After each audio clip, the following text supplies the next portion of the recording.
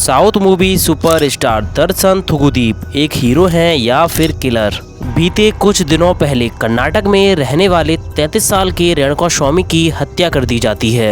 इस मर्डर को कुछ इस तरीके से रहस्यमय बनाया जा रहा था कि पुलिस को इसे सुलझाने में काफी टाइम लग जाए। ये स्टोरी को आपको जरूर पूरा देखना चाहिए, क्योंकि एक पोस्ट पर कमेंट की गई उसकी वजह से रेणुका स्वामी की हत्या कर दी गई। लेकिन अचानक से जिन लोगों ने ये क्राइम किया था वो कर्नाटक पुलिस के पास खुद गवाही देने आ जाते हैं और पुलिस के सामने गवाही देते हैं कि रेणुका स्वामी की हत्या हमने की है। लेकिन फिर उस केस में नाम आता है दर्शन थुगुदीप का। चलिए जानते हैं रेणुका स्वामी की हत्या के पीछे क्या कहानी है। दोस्तों, स्वागत है आपका आदि क्राइम के एक और नए एपिसोड में। कर्नाटक में फॉरेंसिक कंपनी में काम करने वाले युवक रेणुका स्वामी, जिनकी उम्र 33 वर्ष थी, उनकी हत्या कर दी जाती है। पुलिस को इस मर्डर की भनक जब लगी तब गली के कुत्ते रेणुका स्वामी के शव को नाले से घसीट रहे थे। पुलिस की जांच के मुताबिक रेणुका स्वामी चित्रदुर्ग के लक्ष्मी वेंकटेश्वर लेआउट का रहने वाला था, जिसकी उम्र महज 33 वर्ष थी। पुलिस को जांच करने पर पता चलता है कि यह हत्या किसी विविध विवाद में कन्नड़ फिल्म एक्टर दर्शन थुगुदीप ने सुपारी देकर करवाई है। पुलिस के मुताबिक रेणुका स्वामी ने किसी मुद्दे पर सोशल मीडिया पे कन्नड़ एक्टर पवित्रा गोंडा के खिलाफ एक टिप्पणी कर दी, जिससे अभिनेत्री बहुत ही गुस्से में थीं। उसने यह बात अपने को एक्टर दर्शन थुगुदीप को बताई, जिससे वह भी भड़क गए। पुलिस की पूछताछ में पता चला है कि पवित्रा ने ही दर्शन को ही रेणुका स्वामी को दंडित करने के लिए उकसाया था, जिसके बाद उसे सबक सिखाने की योजना बनाई गई। पुलिस सूत्रों के अनुसार एक्टर दर्शन ने अपने दर्शन फैन क्लब के संयोजक राघवेंद्र उर्फ रघु से इस बारे में संपर्क किया। फिर राघवेंद्र ने रेणुका स्वामी का पता लगाने के लिए क्लब की चित्रदुर्ग इकाई में शामिल फैंस को लगाने को कहा गया। इसके बाद धीरे धीरे करके रेणुका स्वामी को ढूंढकर उसकी रेकी की गई। रेणुका स्वामी की पत्नी सहाना ने बताया कि पिछली शुक्रवार रात को राघवेंद्र उनके घर के पास आया और उनके पति को बहाने से बुलाकर ले गया।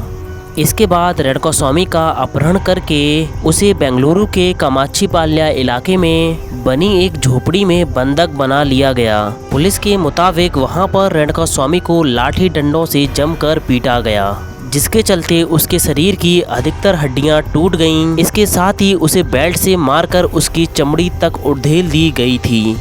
इस मार और दर्द की वजह से जब रेणुका स्वामी बेहोश हो गया तो राघवेंद्र और उसके साथियों ने उस पर फिर से लाठियां बरसाईं। इसके बाद उसे ऊंचाई से एक दीवार पर फेंक दिया गया। ऐसा करना उसके लिए घातक सिद्ध हुआ। ऊंचाई से दीवार पर गिरने से उसकी मौत हो गई। मामले की जांच में जुटे अधिकारियों के मुताबिक रेणुका स्वामी की हत्या करने के बाद उसे बरसाती नाले में फेंक दिया गया। जब एक फूड डिलीवरी बॉय ने देखा कि कुत्ते एक मानव शरीर को खा रहे हैं तो उसने इसकी जानकारी पुलिस को दी।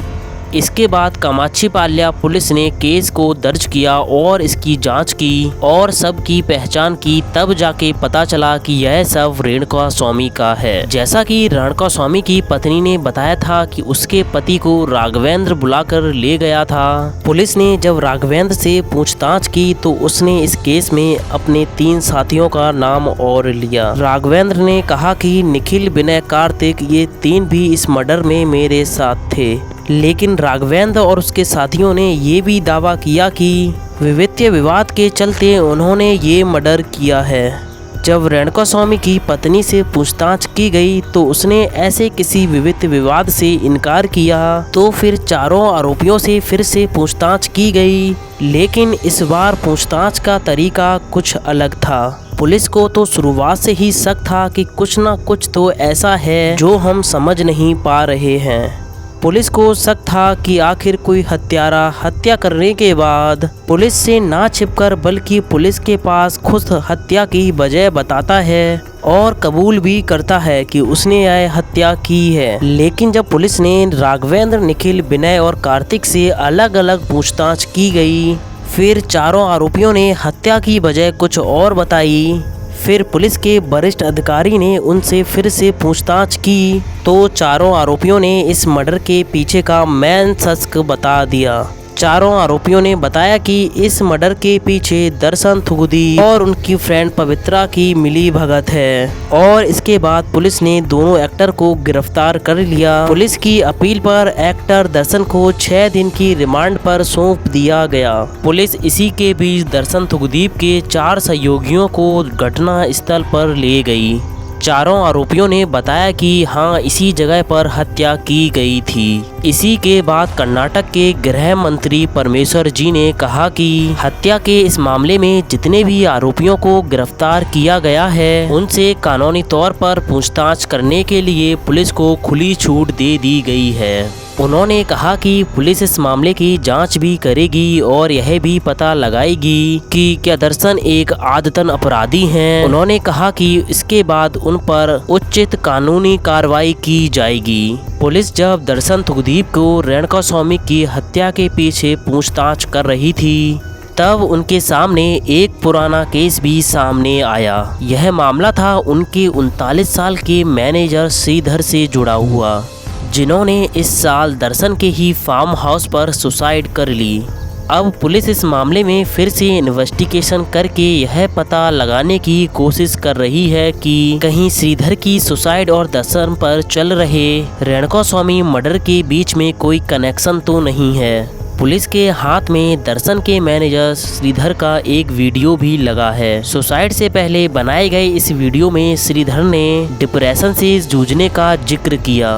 इसके साथ ही उन्होंने इस वीडियो में अधिकारियों से अनुरोध किया कि इस मामले में जुड़ी हुई किसी भी जांच में उनके परिवार को शामिल ना किया जाए। श्रीधर दर्शन के फार्म हाउस का काम देखा करते थे। उन्होंने अपने सुसाइड नोट में हस्ताक्षर और अंगूठे के निशान भी लगाए थे और इस कदम को उठाने के पीछे की वजह अकेलापन बताया था।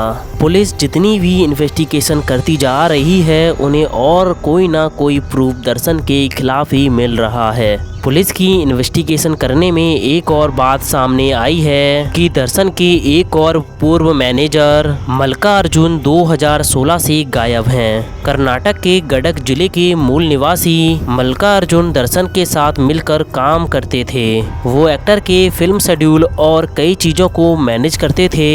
एक रिपोर्ट के मुताबिक मल्लिकार्जुन ने फिल्म प्रोडक्शन और डिस्ट्रीब्यूशन में भी कदम रखा था। बताया जाता है कि फिल्म प्रोडक्शन में मल्लिकार्जुन को काफ़ी नुकसान हुआ, जिससे वो कर्ज में डूब गए। मशहूर कन्नड़ एक्टर अर्जुन सर्जा ने उन्हें 1 करोड़ रुपए कथित तौर पर उधार दिए थे। अर्जुन ने पैसा ना लौटाने पर मल्लिकार्जुन के खिलाफ लीगल एक्शन भी लिया था। रिपोर्ट्स में यह भी दावा किया गया है कि मल्लिकार्जुन ने दर्शन से करीब 2 करोड़ रुपए की हेरा फेरी की है। इसके बाद से ही वो गायब हो गए थे। पुलिस ने काफ़ी कोशिश की लेकिन बीते 8 सालों में मल्लिकार्जुन का कोई भी पता ना लगाया जा सका। दर्शन थुगुदीप और उनका परिवार भी इस मामले में चुपचाप रहा। यहीं पुलिस को 9 जून को दर्शन के खिलाफ एक और सबूत मिल जाता है। जब पुलिस क्राइम सीन के आसपास में लगे सीसीटीवी फोटोज में जांच कर रही थी तब उन्हें दर्शन और पवित्रा क्राइम सीन से निकलते हुए दिखे। रात 11 बजे से 3 बजे तक दोनों के मोबाइल नेटवर्क उसी एरिया में एक्टिव थे। इसके बाद 11 जून को दर्शन और पवित्रा की गिरफ्तारी की गई। रेणुका स्वामी केस में अभी भी जांच चल रही है और कोर्ट की तरफ से अभी भी कोई भी फैसला सामने नहीं आया है। लेकिन इस केस के सामने आने से हमें ये तो सबक सीखने को मिलता है कि हमें अपना आइडल सोच समझकर चुनना चाहिए, क्योंकि जिसको हम अपना आइडल मान रहे हैं वो सच में हमारा आइडल बनने के लायक भी है या नहीं। क्योंकि जब इस केस में दर्शन थुगुदीप का नाम आया तो कोई भी मानने को तैयार ही नहीं था। दोस्तों, आशा करते हैं कि आदि क्राइम का ये भी एपिसोड आपको पसंद